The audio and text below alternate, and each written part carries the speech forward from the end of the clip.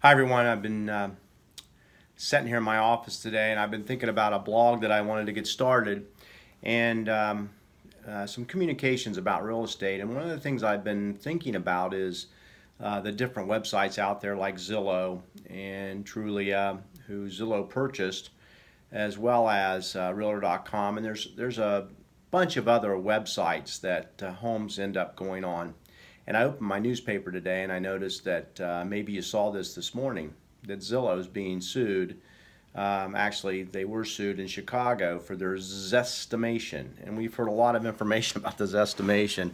A few years back, we went round and round with Zillow about a Zestimation that was really, really bad when the market was a little bit crazy.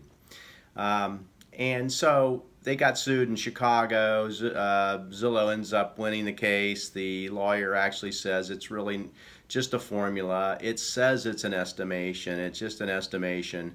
And there is data involved, and it's not like a guess, just out of the wind. There is some formula that Zillow uses to come up with their process, but it's not close in many cases, not even close, and sometimes it is. I mean, it just depends on the home. But we have heard a lot about Zillow and their estimation. Just want to talk a little bit more broadly about um, the marketplace and these incredible websites. First of all, I just like to say that Zillow and Realtor.com are two websites that do a great job for our buyers. We put our homes on the market. They pull them from our MLS system and they take the data and they expand upon it to help the consumer with understanding the marketplace and so forth.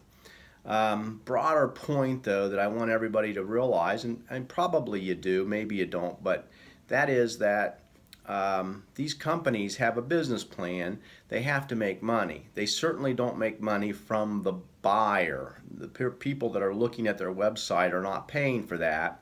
They're just looking at their website.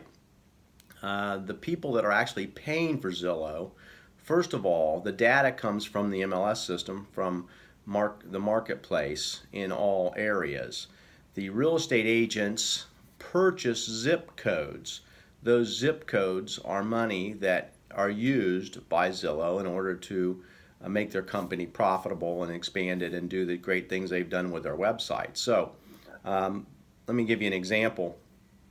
I had an example lately. We don't buy zip codes. We've decided that what we want to do with our advertising dollars is actually spend them strictly. And I'd be unfair to say that we don't spend money promoting ourselves, but we usually use most of our marketing dollars to promote the homes we have listed, pictures and different cutting edge technology to get it on the marketplace. We do use some Facebook ads, but usually it's for our listings themselves.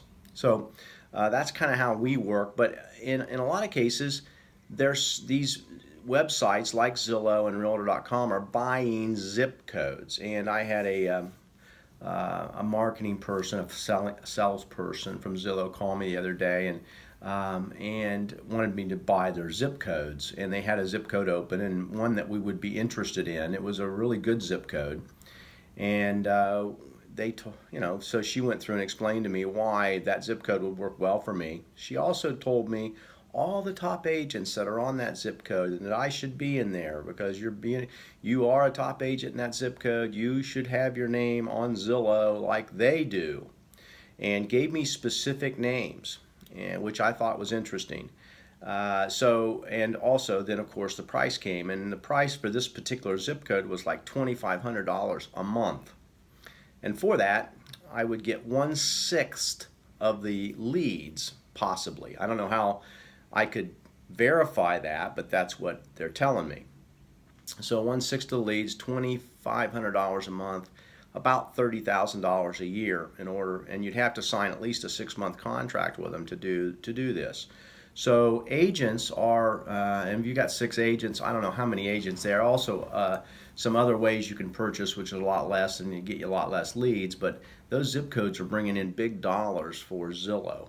In this case, I would say that particular zip code per year is bringing in, 6 times 30.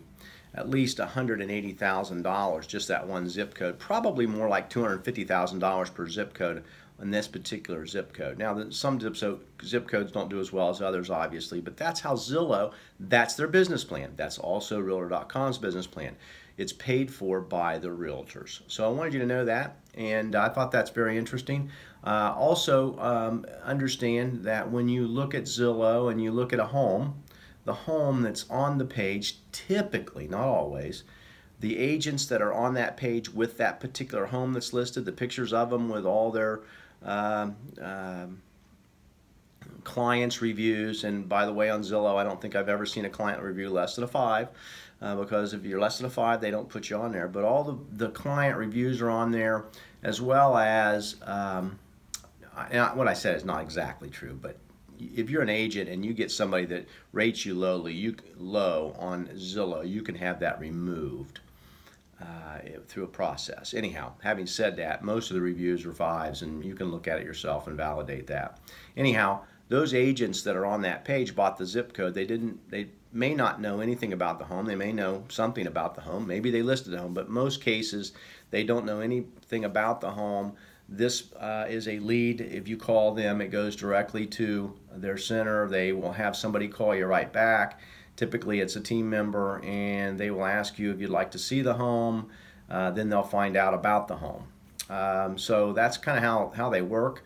And it's very aggressive out there to get buyers in this marketplace. So I wanted to let you know. And then also, I think the other thing to understand is there's different ways to use it. The way we use Zillow is that we have purchased, because of our clients, we know that if we have a home that's listed and it's on Zillow, we would like our picture to actually be there, so that if you click on one of those 5 agents or 4 agents or whatever it is, that we're one of the ones that you pick, and we're always the top agent on the page, because we have actually given Zillow money in order to put us on that page. So also, if somebody does on one of our listings make an inference to another agent, we know that that inference was made, and we've paid for that in order to make sure that we are able, because we think that we're pretty sure our sellers would like us to be the ones that talk about their home to some potential buyer. And what I mean by that is that if somebody calls in and this home has a incredible finished basement,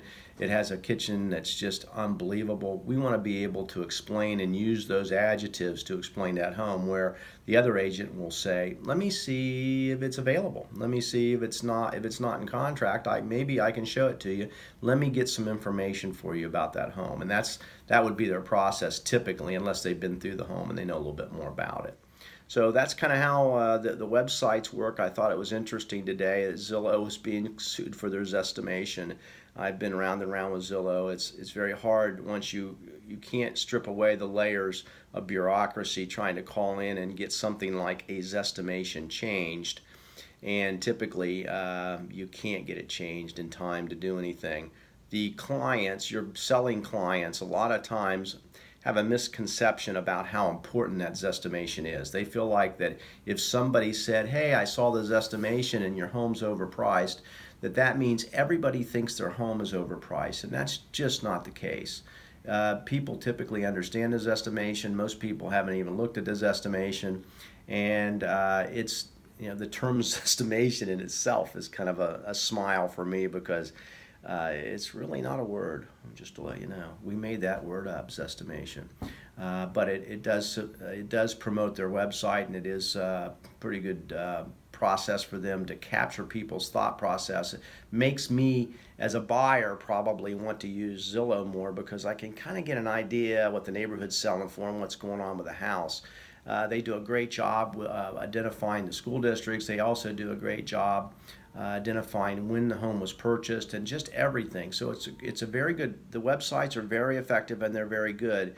And I have nothing really negative to say about our websites out there that Zillow and Realtor.com, especially those two, are using. And I'm with Coldwell Banker. We have a great website as well, just as effective, but it's not being promoted, obviously, like Zillow and Realtor.com. So I would say that use those websites, but understand the mechanics of them, understand the business plan behind them, and have fun out there. If you're interested in real estate, you want to know something about it, you got some ideas about your home and you would like to validate those, or you would just like us to come in and take a look at your home and give you an idea what the possibilities are and what we think the home would sell for, we'd love to do that. Give us a call. Thanks so much, and we'll talk to you later.